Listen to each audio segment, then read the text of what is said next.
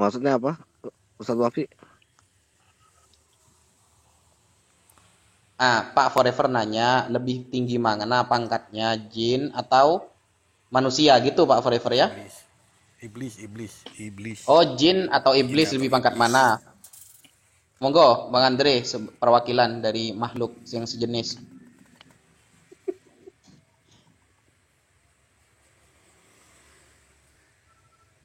Lebih tinggi mana pangkatnya jin dengan iblis? Ya, Iya. Katanya dibedakan kan mereka. Meskipun sama dari api tapi ini dibedakan. ini dari segi mana? Dari segi Iblis itu Kristenan atau dari segi Islam? Karena beda ini. Pastinya Islam berbeda. lah Pak. Di Kristen, di Islam aja di Islam. Kan yang Hah? menyebut ada jin kafir, ada jin apa? Muslim. Iya. Itu Bapak udah bisa jawab perbedaannya, Pak. Kalau iblis tuh nggak ada yang baik, Pak. Nggak ada iblis kafir. Oh jin ada yang baik ya. Ah, ada. Kalau di Al-Quran tuh ada. Yang Ada. Jin itu bukan berarti itu kalau sananya lebih lebih apa namanya yang lebih diiniin ya jin gitu. Benar nggak Ustadz Wafi? iblis itu kakek moyangnya, Pak. Ah, apa ada Mm-mm. iblis kafir, Pak Ustadz Iblis Wafi? itu kakek moyang dari jin gitu. Iya, apakah ada berarti iblis anaknya kafir ya. gitu? Karena kan kalau kekristenan tuh taunya tuh iblis. Berarti anaknya ya. Iblis Itu kan ya kakek. iblis ya kafir. Ya ada yang iblis baik, Ustadz. Itu Ini pertanyaannya Pak Forever nih. Mbak. Iblis baik Gak ada nggak? ada. Seperti seperti halnya jin, Aku nggak tanya ada gitu jin loh. yang baik, Ya. ada jin yang apa namanya yang kafir. Nah kira-kira Enggak. gimana? Kalau Kristen nggak ada jin baik, nggak ada. Oh. Semuanya Tapi sesat. kan tadi Ib- kan kasih pertanyaan begitu di atas di apa namanya menurut pandangan Loh, itu aku Islam. ambil di itu, ambil di Heeh, bacaan kalian. heeh. Disebutkan ada jin kafir, ada jin muslim. Nah, terus Bapak membandingkan antara iblis kan? Ya aku tanya gitu tadi. Nah, gitu Kok loh bisa Ustadz Wafi gitu loh, pertanyaannya biar Pak Forever. tercerahkan gitu saya. Terus kalau saya dapat Iya, pencerahan kan gimana ya? pertanyaannya itu kan pertanyaannya begini. Lebih tinggi mana derajatnya iblis sama jin? Nah, jelas kita akan menjawab jin lah. Karena jin itu bisa beriman dan dia ditetapkan oleh Allah untuk wajib beribadah. Kalau iblis ini kan dari kata ablasa yang artinya memutus atau menyerah dari rahmat Allah. Nah, jadi iblis ini gak ada yang baik. Makanya derajatnya lebih bawah daripada jin, gitu Pak. Padahal kakek moyangnya ya katanya tadi ya. Tapi derajatnya di Ya, bawahnya ya. kakek kalau tukang bunuh Pak, kakek kalau orangnya kafir ya jelek juga. Iya, bukan Oke, oke, karena oke. dilihat dari lebih tuanya gitu Pak. Hmm, Bukan. Jadi Tapi yang Bapak aneh tahu gini, Saya yang ya aneh kalau gini, Ustadz ada Wapi, jin yang aneh baik gini. gitu ya. Kenapa Yesus tidak apa namanya tidak minta pertolongan jin yang baik kan di Kristen itu jin itu baik katanya ya nggak ada yang jahat. Kenapa nggak minta Loh, pertolongan jangan jin ke malah minta sana. pertolongan iblis Loh, untuk ngebopong dia ke jangan ke apa? sana, Bro. Enggak, kok Kan jangan tadi lari ke statementku situ? nggak ada jin yang baik. Ya Loh, ini pertanyaan kan saya. statementku Ini di pertanyaan Kristen saya nggak ada jin ini. baik. Ini Loh, pertanyaan kan tadi saya. jawab Boleh kan saya bertanya? nggak ada jin baik. Ngapain minta tolong sama jin gitu loh. Kan Ya jin kenapa semuanya itu jahat. Yesus minta tolong iblis untuk membopong dia ke Bukit Gesmani? Karena kecapean. Mana ada ayat kayak begitu? Nggak Ah, ada coba ada. kayak buka gitu. Pak, Satu Buka. Korintus 5 nomor 5 Ada. itu ya. Tuhan Bapa tidak mampu menyelamatkan di hari Tuhan Kali tanpa bantuan iblis loh Pak. Coba Bapak buka dulu. 1 Korintus 5 nomor 5 Pak. Tanpa Kita ada ngomong tuh bantuan ada iblis, ayatnya. ya.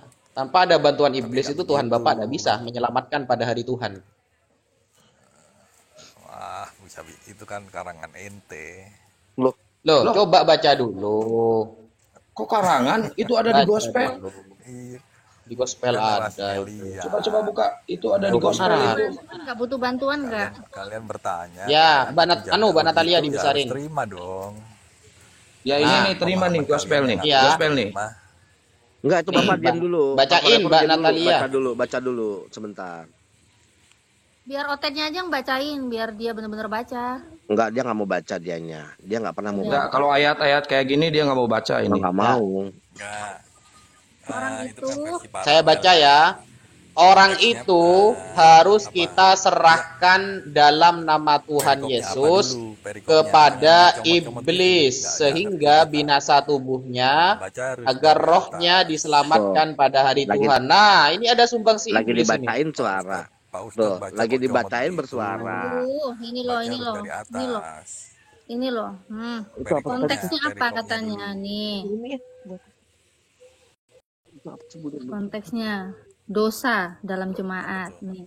Nanti habis baca satu perikop, suruh baca Kejadian sampai Wahyu nanti itu. Terus satu Bible gitu. Tapi kamu sepacem dibacain juga ikut ngomong. Tapi pada saat begitu juga comot-comot Iya. ayat. Yohanes 1 ayat Iya. 1. Lucu ya. Lucu ya. Katanya gini tadi. Awalnya kan dia bilang, nggak ada ayatnya itu, nggak ada ayatnya itu. Pas gitu ya. dibacain, Satu baca ayat aja dong dia satu nggak perikop. tahu. Minta satu perikop, berarti minta satu Nanti pas Bible. dibaca satu perikop, baca dong satu Bible. Tapi giliran Ya, kalau ada di kalian gospel kalau dia naruh ngelak. itu lihat tuh Yesus Tuhan Yohanes 1 ayat 1. Pada mulanya adalah firman itu bersama-sama dengan Allah. Tuh Yesus tuh Tuhan. Ya kan? Terus kalau disuruh baca satu perikop, ya itu udah bukti Yesus Tuhan. Nggak mau pas giliran ada ayatnya kayak begini, mana ayatnya? Nggak ada tuh, buat mereka kalian aja. Pas dibacain ayatnya keluar mulu suaranya, nggak mau dengerin, nggak mau baca. Perasaan Bang Andre, ya perasaan Bapak gereja ya, para pendeta itu kalau ceramah di gereja itu tidak pernah langsung baca satu perikop mereka. Mereka pasti baca potongan-potongan ayat itu. Iya. Dan pernah nggak kita lihat ada pendeta ceramah gitu ya? Baca dari Pendeta awal, ceramah dari konteks. di depan jemaat bilang, oh pada mulanya adalah firman-firman bersama Allah sampai Wahyu. Dari Kejadian sampai Wahyu gitu. Ya, sampai tahlilan selesai 40 hari, guys. Ya, uang persembahan kasihnya nggak dikasih-kasih, Ustaz. Kalau kayak gitu nggak pulang-pulang dari gereja. Baca tuh dari satu perikop, nggak dicomot-comot. Boleh tanya seluruh pendeta. Bisa dicabut nanti. Ya udah kalau gitu Anda bacain. Kalau gitu Anda bacain silakan. Punya Bible nggak? Kerjaan. Ini sebenarnya nanti kejebak loh Pak Forever nih. Adalah. Kok baca gospel kurang kerjaan? Enggak. Aneh nih agama nih. Aku lagi di kerjaan. Lagi ada kerjaan katanya, Bang. Oh. Lagi ada kerjaan. Nih, Jangan salah tangkap. iya. Pak. Terus Bapak, Kita kan mesti kalau gitu berbeda, gini nih. tetap harus Kalau Bapak mengatakan bahwa menyayangi. kita dianggap bahwa comot ayat per ayat, sekarang begini, kita bicara mengenai Wahyu 1 ayat 8. Aku adalah Alfa dan Omega. Itu apa tuh Pak? Pasti itulah Tuhan, gitu ya Pak ya? Betul ya Pak ya? Enggak lah, aku awal dan akhir itu. Iya, itu maksudnya apa itu Yang Pak? awal dan yang akhir. Maksudnya apa itu Pak? Iya, aku yang awal dan yang akhir. Jadi Yesus Nggak Tuhan ada gitu ya Pak ya? maksud apa. Ya. Iya. Hah? Jadi Yesus Memang Tuhan dia gitu ya? Tuhan. Iya. Betul ya? Iya, iman kami. Iya, coba baca Wahyu 1 ayat 1 Pak. Baca Wahyu 1 Kalau ayat kamu tanya 1. ke aku ya iya. Iya, coba baca Wahyu Kalau 1 kamu ayat tanya ke 1. orang Hindu ya dijabukan. Iya, makanya coba dari Wahyu Kalau 1 tanya dong ke Pak orang ayat Kristen 1. ya bunyinya iya. Nyambung nggak Pak? Coba dari Wahyu 1 ayat 1. Tuh. Wahyu itu apa sih? Wahyu. Ah, apa itu? Siapa yang nulis Wahyu Pak? Apa wahyu? Ah. Siapa Jong? Daud. Pewahyuan kan? Iya, dikasih siapa yang mendapatkan Wahyu itu Pak? Makanya baca Wahyu 1 ayat 1 Pak. Nabi Daud. Baca Wahyu 1 ayat 1. Ya ini mimpinya Yohanes Pak. Ya nanti saya baca. Siapa namanya? Nat, tolong bukain Wahyu 1 ayat 1 deh Nat. Sebentar aja.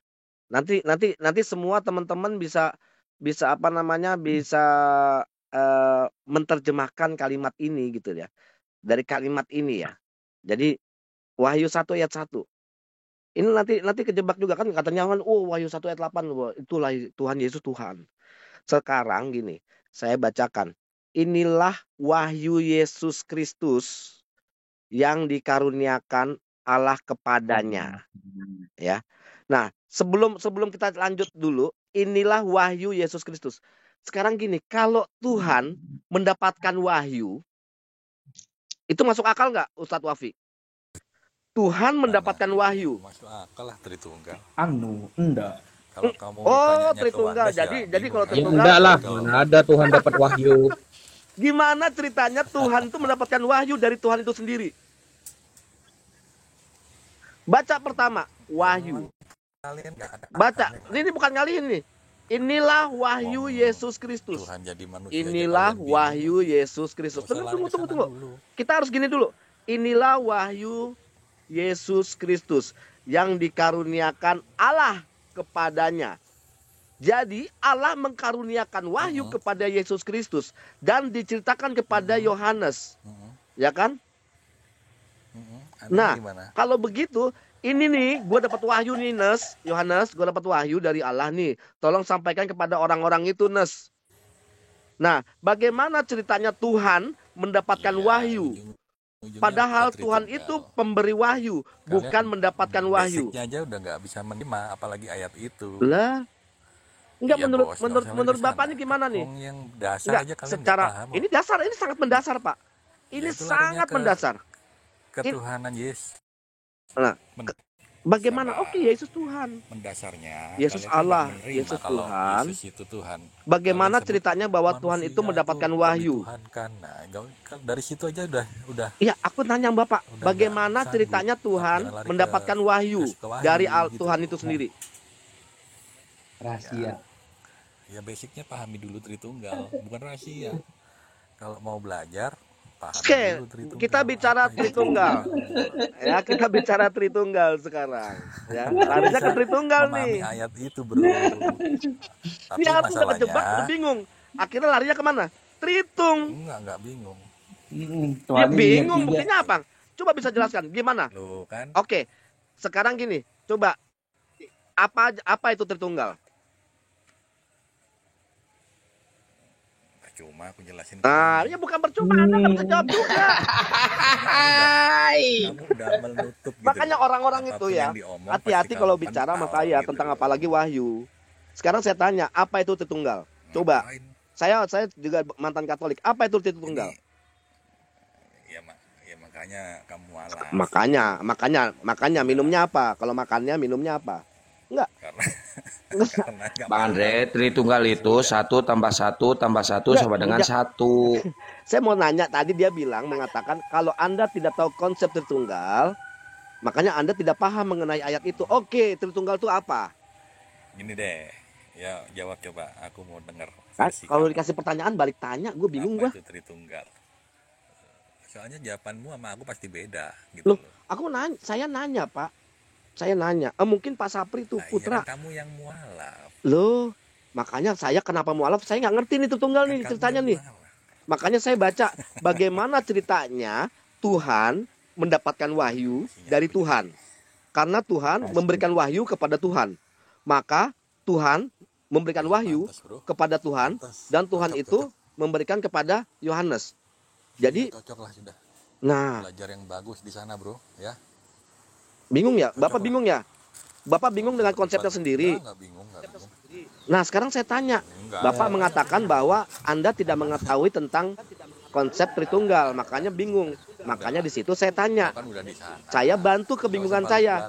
Tritunggal itu menurut Bapak itu apa? Ya, sekarang saya tanya. Tritunggal itu menurut Bapak sebagai... Nah, tunggu Pak.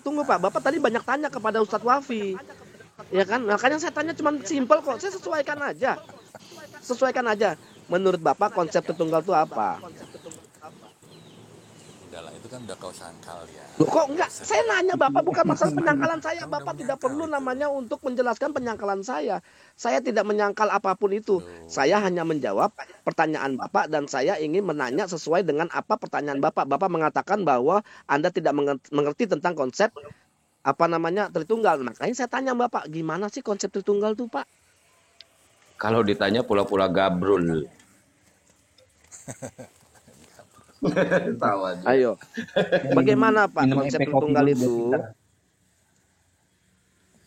Kan Bapak kan Kan saya tanya di situ. Poinnya gitu loh. Aku jawab pun nggak ada poinnya. Oh, ada, Pak. Ada poinnya. Oh, begitu tuh Tritunggal. Iya. Oh, berarti kalau Bapak bertanya, kita jawab, berarti nggak ada poinnya juga, Pak, kalau gitu, Pak. Nggak ada poinnya. Ya, kalau Bapak bertanya, kita jawab, berarti nggak ada poinnya juga bagi kita, Pak. Loh, kan bagi saya ya ada dong. Jadi dia begitu. Gabrol. Dia curang pas dikasih pertanyaan, nggak ada poinnya. Kan begitu lucu ini. Bang Sapi Putra, ini kira-kira bisa dibantu nggak Bang Sapi Putra? Iya, kasihan nih orang aduh. Dia nggak tahu. Nggak mau. Kristen yang nggak ngerti Tritunggal nih Pak Bang Sapi Putra. Kang Satria, Bang Andre, Ustadz Wafi, semuanya aku pamit ya. Kan kamu Mbak Siap. Iya Natalia. Bang Asar, Bang Krios Moto, Bang Andre, makasih ya semua. Assalamualaikum. Waalaikumsalam warahmatullahi wabarakatuh. Nah, gimana mungkin Pak Sapri Putra bisa menjelaskan atau membantu Pak Forever ini bisa menjawab mungkin satu-satunya orang Kristen yang tidak memahami konsep Tritunggal ini Pak Sapri Putra. Bisa dibantu nggak? Mungkin bisa lihat di Google Pak.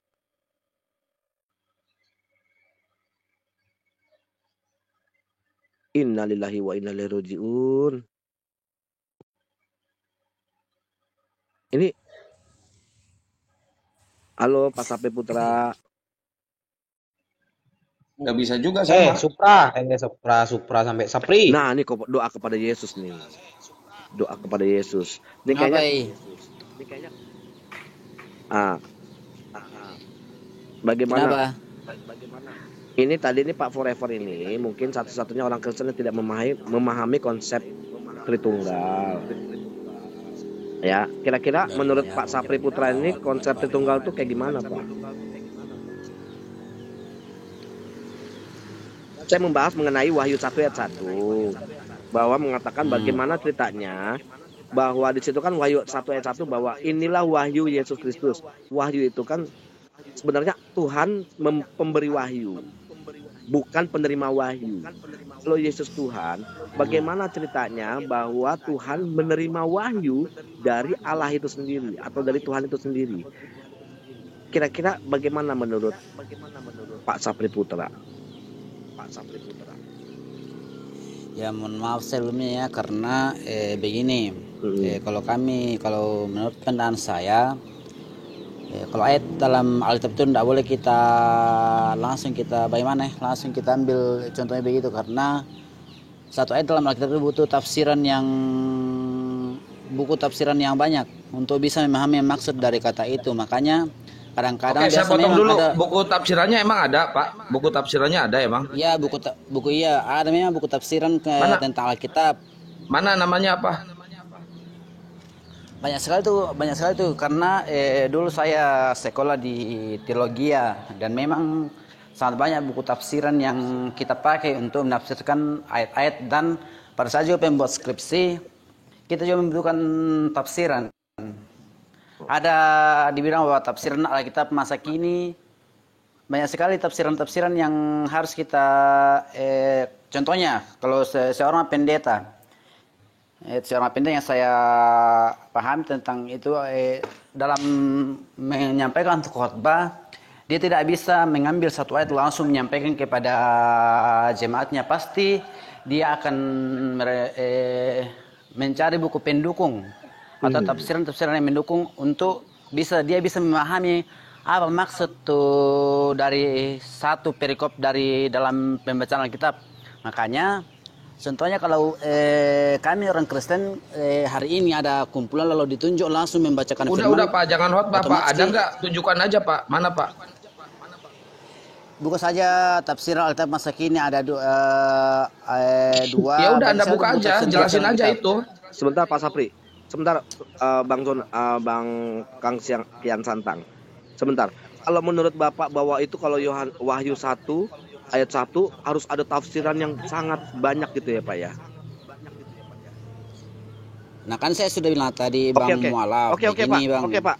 Udah cukup. Sekarang saya tanya Yohanes 13 ayat 13 Pak. Aku adalah guru dan Tuhan. Kira-kira itu ada tafsiran nggak Pak? Apa? Yohanes 13 ayat 13. Ada gitu toh, Aku Pak. adalah guru dan Jawab. Tuhan. Ada. Begini Bang, Oh, ini begini bro Bang admin ya, Molef. doa kepada Yesus ya? Apa? Kenal suaranya ya. Oh. Pite, bro admin Pite. Udah biar dijawab dulu sama Bang Sapri, Bang Andre. Iya, gimana Pak? Itu tafsiran nggak? Ini Bang, contohnya nih kalau ya saya yang Enggak, Wahyu 13 ayat Yohanes 13 ayat 13 ya, itu apa Ya, namanya? contohnya Aku adalah guru dan kalau Tuhan. itu Itu yang ada tafsiran lagi nggak Pak? Nggak ada kan Pak? begini ya Bang. Iya, pasti ada tafsiran setiap Nggak, kalau menurut Bapak. ayat dalam Alkitab. Oke, jawab aja. Itu menurut Bapak Ada. itu Yesus Tuhan nggak? Ada. Yohanes 13 ayat 13 itu Yesus Tuhan nggak? Yang saya pahami pasti ada Enggak. tiap ayat pasti ada Iya, tafsirannya. saya tanya sama Bapak nih. Ya. Itu Yohanes 13 ayat 13 itu Yesus mengatakan aku adalah guru dan Tuhan gitu ya. Ditulisnya Tuhan loh ya. Apa namanya, kira-kira itu Yesus Tuhan nggak? Mengaku dirinya Tuhan. Ya kalau menurut saya pribadi nih ya Bang Molaf, kalau merujuk dari ayat yang Bang Molaf berikan bahwa di situ mengatakan kau menyebut aku guru dan Tuhan, dan katamu itu tepat sebab memang aku lah guru dan Tuhan. Iya. Nah, itu jadi Yesus di Tuhan. situ Bahwa benar-benar Yesus mengaku dirinya Tuhan. kalau menurut dari pembicara itu ya memang Yesus menyebut dirinya Tuhan. Jadi tidak Dan perlu dia ada sebagai guru. Tidak perlu ada literasi lain atau secara apa namanya Tapi ini lagi ya. Tapi Nah, begini sekarang Bang. saya tanya nih Pak. Tapi begini. Sekarang saya tanya Begini Pak. dulu Bang. Ya enggak, tunggu. Biar begini. nggak panjang Pak. Saya nggak butuh khotbah. Sekarang saya tanya. Di situ kan di Yohanes 13 ayat 13 mengatakan bahwa Yesus itu mengaku dirinya Tuhan. Tapi di Wahyu 1 ayat 1 bahwa dikatakan bahwa inilah wahyu Yesus Kristus yang diberikan oleh Allah, ya kan? Nah, bagaimana ceritanya Tuhan mendapatkan wahyu dari Tuhan? Kalau menurut buku dari Wahyu 1 ayat 1, kalau kita melihat di tafsiran memang Ngerti nggak? memang begini Bang Molaf, untuk pasti kalau kita contohnya dalam Al-Qur'an pasti setiap ayat dalam Al-Qur'an juga pasti membutuhkan buku pendukung untuk melengkapi apa yang kita pelajari dari satu ayat tersebut. Tidak mungkin satu ayat kita tidak butuh buku pendukung. Bagaimana contohnya memang contohnya tadi yang seperti Bapak bilang bahwa guru dan Tuhan, untuk lebih mendalami maksud dari kata itu saya butuh buku pendukung untuk menuntun saya. Nah, di sini di ayat Wahyu 1 ayat 1 pasti saya juga membutuhkan buku pendukung yang saya bilang tadi Bapak bisa tafsiran. memahami nggak arti dari Wahyu 1 ayat 1? Bapak bisa mengatakan Wahyu 1 ayat 8, aku adalah Alfa Omega, aku adalah awal dan akhir. Nah, itu lihat Tuhan tuh. Yesus mengatakan begitu, bahwa Yesus adalah Tuhan karena dia adalah awal dan akhir. Pasti menjawab seperti itu kan umat Kristen. Ya. Nah, itu nggak perlu namanya Bapak panjang-panjang begini mengenai tafsiran segala macam. Nah, sekarang saya tanya tentang Wahyu 1 ayat 1, seperti halnya tadi Pak Forever mengatakan, tunggu sebentar. Pak Forever mengatakan, kalau baca ayat jangan satu-satu, potong-potong ayat, satu perikop. Nah, ini kita juga mengatakan satu perikop. Ya kan? Satu perikop. Wahyu 1 ayat 1 saya tanya kepada Bapak, apakah Bapak paham tentang mengenai hal ini, bahwa bagaimana ceritanya Tuhan mendapatkan wahyu dari Tuhan? Begini Bang Molaf, kan dulunya kan Bang Molaf masih di Kristen. Kalau dibilang satu perikop beda ya, nah kan sama aja Kristen itu kalau Katolik. Nah kan dulunya begini Bang. Protestan Katolik beda denom. Saya Kristen Protestan. Iya, beda denom, Pak. Beda denom.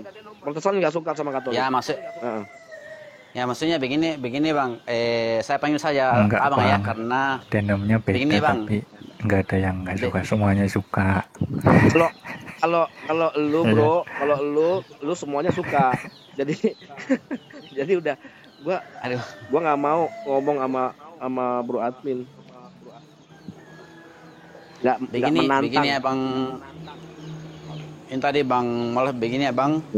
Contohnya yang dibilang tadi satu perikop yang dikatakan forever, berbeda kalau dikatakan satu ayat. Satu perikop adalah Contohnya di Wahyu 1 ayat 1 itu dikatakan satu ayat saja itu. Dikatakan satu perikop adalah di mana kita membaca dari mulai dari ayat 1 sampai ayat 3. Itu namanya dikatakan satu perikop. Beda kalau dibilang satu ayat, hanya ayat 1. Contohnya yang Bapak bilang tadi, Wahyu 1 ayat 1 berarti yang di situ adalah cuman ayat satunya saja, itu belum masih ada ayat 2 ke bawah, masih ada ayat 3. Jadi kalau dikatakan yang menurut pemahaman saya pribadi, saya tidak mengambil ini pemahaman saya sendiri. Yang dikatakan satu perikop adalah contohnya di Wahyu 1 tadi, ayat 1 sampai 3 merupakan satu perikop. Terus ayat 4 sampai 8 ke bawah itu merupakan satu perikop karena beda lagi judulnya, Pak. Jadi beda. Kalau dikatakan beda lagi kalau dikatakan satu ayat, ya memang jadi begitu yang saya pahami. Bentar saya potong. Ini mau curhat perikop apa mau debat ini? Makanya saya cuma tanya loh. Saya cuma tanya tadi. Saya cuma nanya, simpelnya.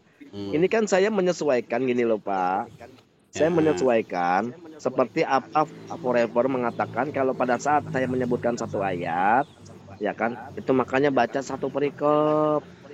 Oke, saya nyambung nih. Oke, coba misalkan kalau ada Wahyu 1 ayat 8, iya benar tuh Yesus Tuhan. Iya, kalau begitu baca satu perikop. Saya balikin begitu. Wahyu 1 ayat 1. Gitu. Wahyu 1 ayat 1, bagaimana ceritanya bahwa Tuhan yang mengatakan Yesus itu Tuhan, ya, Tuhan atau Allah itu sendiri mendapat wahyu dari Tuhan itu sendiri. Kira-kira Sapri bisa menjawab atau tidak? Yang Wahyu 1. Iya. Tunggu dulu ya. Silakan saya Bapak. Coba. Saya mandi dulu kali ya. Pikir. Mungkin bisa jawab kali nanti. Nimbrung. Iya boleh deh. Bro Admin. Bang Andre jangan gitu toh. Iya toh. Ngapain sih Kang Kang naikin Bro Admin? Gua males gua. Jangan gitu toh. Aku gak enak jadinya nih. Aku turun deh. Enggak. Iya. Mas Sapri sama Pak Forever izin ya. Ya. Al-Jin 19. Dan sesungguhnya Pak Forever masih ngomong. Ini apa sih Forever ini apa? Orang ditanya kok balik nanya? Belum dijawab yang tadi. Ya kan? Yang tadi belum segitu udah dijawab juga dari tadi. Harus berapa kali jawab kita? Berdesakan mengerumuninya. Tuh, balik lagi ke situ. Balik lagi ke situ. Kan, ini aja tadi dikasih pertanyaan, tadi udah 3 pertanyaan. Sudah dijawab sama Ustadz Wafi sama saya juga udah dijawab. Terus dibalik pertanyaan, kenapa lu balik lagi begini? Kenapa kebiasaannya kok buruk banget sih kalian nih? Bro. Kenapa sih? Belum ketemu. Enggak, udah dijawab, tapi lu masih belum terima. Seperti halnya gua tanya balik Wahyu 1 ayat 1. Anda mengatakan bahwa Andre ini tidak mengerti tentang konsep Tritunggal. Saya balikin tanya. Saya tanya balik, kenapa nggak dijawab? Kenapa lu balik tanya seperti itu? Ayo dong, fair dong. Fair lah. Belum nangkap saya. Kok belum? Nggak ada poinnya buat kita, Polepar. Lu tidak akan nangkap. Polepar nggak ada poinnya buat kita, Polepar. Oh, ketawa kan? Dia bingung sendiri. Udah ditanya, udah dijawab. Tadi semuanya panjang lebar udah dijawab sama Ustadz Wafi. Saya balikin tanya. Situ nggak bisa jawab. Kenapa balik lagi pertanyaannya? Soalnya nggak menjawab pertanyaanku. Sama, kamu juga nggak menjawab. Lu aja nggak jawab pertanyaan gua sampai 3 pertanyaan. Ketawa dianya. Udah sakit ya. Lu udah kasih 3 pertanyaan, sudah dijawab semuanya, ya kan? Sampai enggak, masalahnya saya belum paham tentang masalah jin sama iblis. Sudah dijawab. Jadi bagaimana? Apakah lebih besar iblis atau jin? Ininya pangkatnya udah jin. Oh, kalau begitu walaupun nenek udah. Itu apa hubungannya dengan kolerasi dengan dengerin? Hubungannya kolerasi sebentar. Ini saya mau jelasin. Hubungannya kolerasi dengan apa? Hubungannya interaksi dengan Nabi Muhammad sama siapa sih? Sama jin. Bahwa dia jelaskan bahwa Nabi Muhammad SAW itu ya kan dia adalah sebagai pemimpin 2 makhluk itu ya, supaya untuk menyembah kepada Allah. Tapi dikasih pertanyaan di mana tadi, di imamat atau di mana itu yang mengenai bahwa di 1 Korintus 5 ayat 5 bahwa Yesus coba mau berinteraksi dengan iblis supaya bisa diangkat di mana? Di Getsemani, dibantu untuk ke ini Getsemani. Mana ayatnya? Mana ayatnya? Pas dibaca, baca dong satu perikop. Langsung begitu kan? Itu kan semua udah dijawab.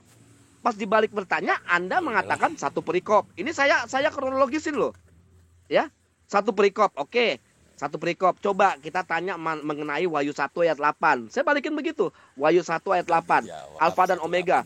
Oh iya jelas bahwa itu Tuhan. Oke, kalau begitu Wahyu 1 ayat 1. Nggak bisa jawab.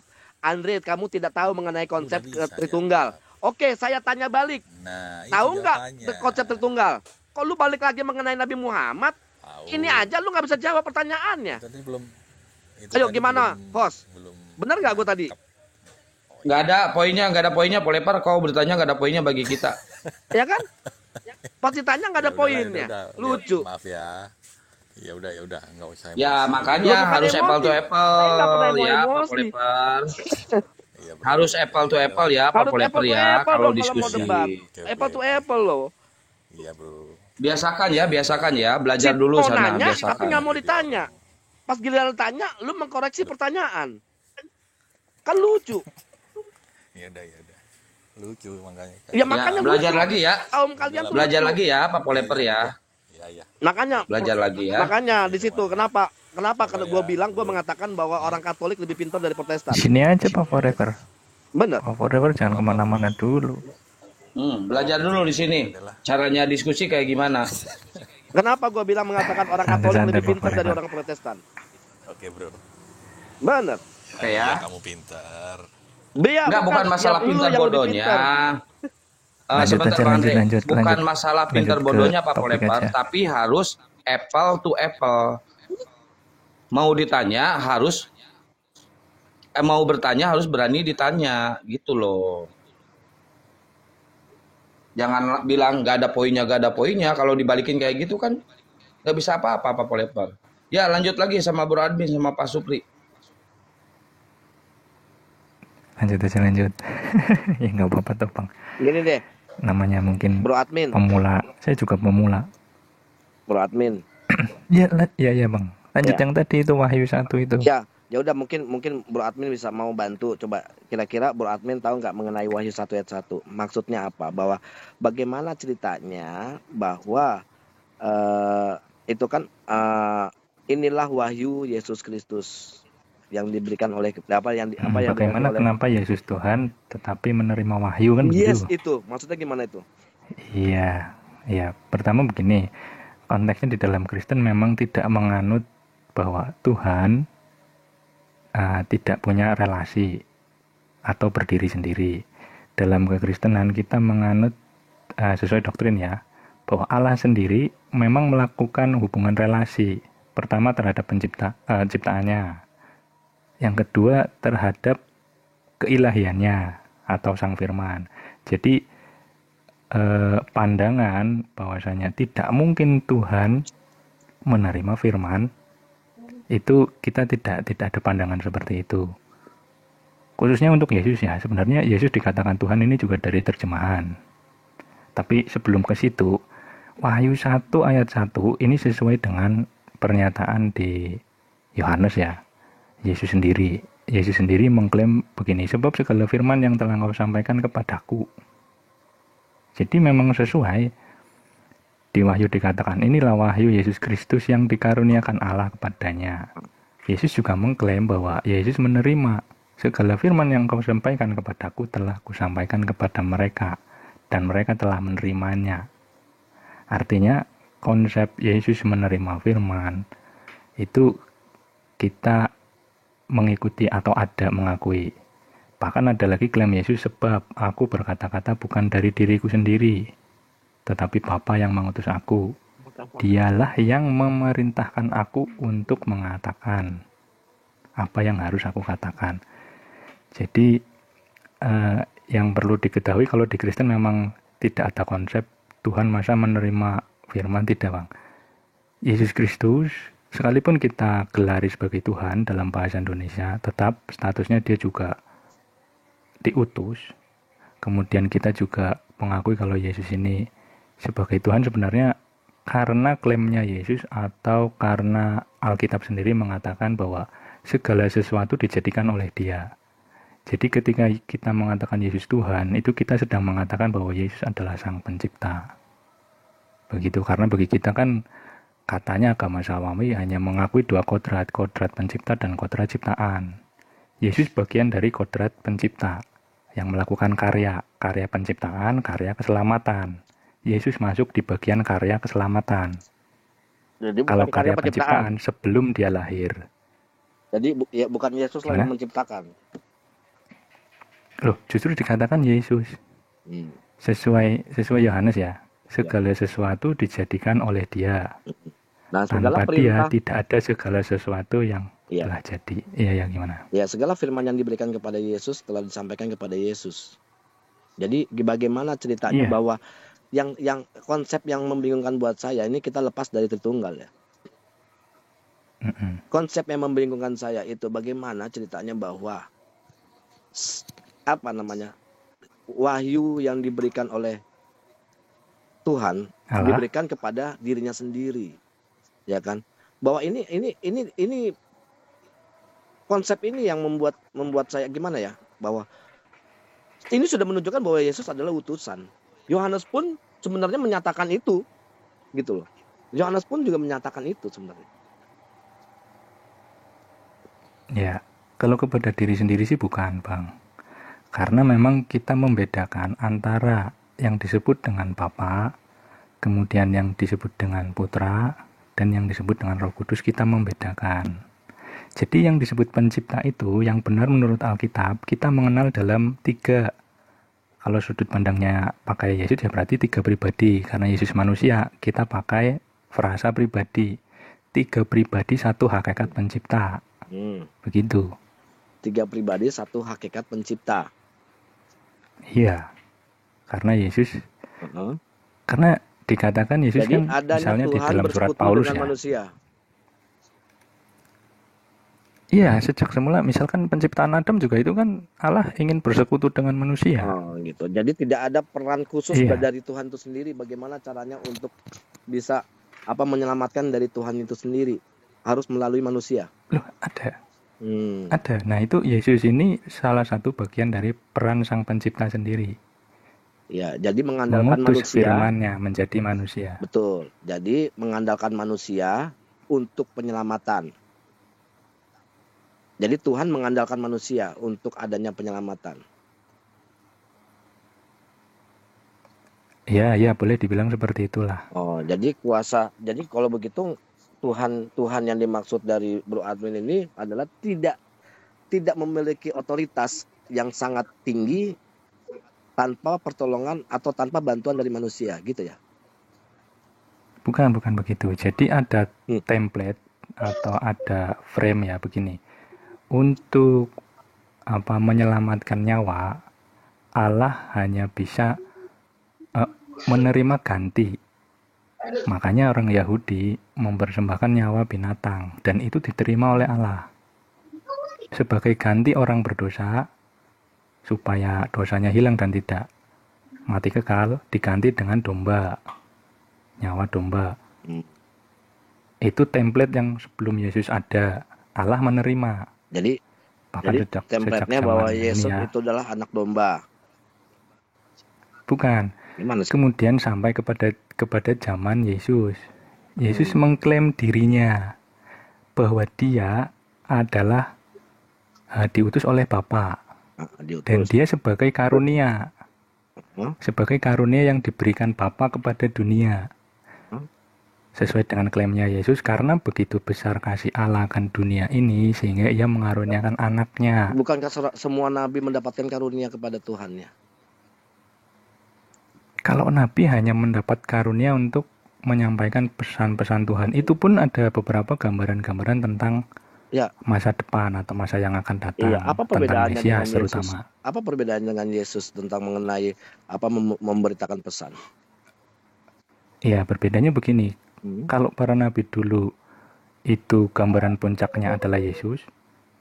Kalau Yesus menyampaikan, dia juga mengalami. Dia Jadi yang misalnya, dialamin, dia menyampaikannya apa yang dialamin? Penyalipan. ya itu tadi, Di mana ya itu Yesus tadi tahu misalnya. bahwa adanya penyalipan? Di mana? Gimana? Dari mana Yesus tahu? Bagaimana Yesus tahu bahwa akan adanya penyalipan?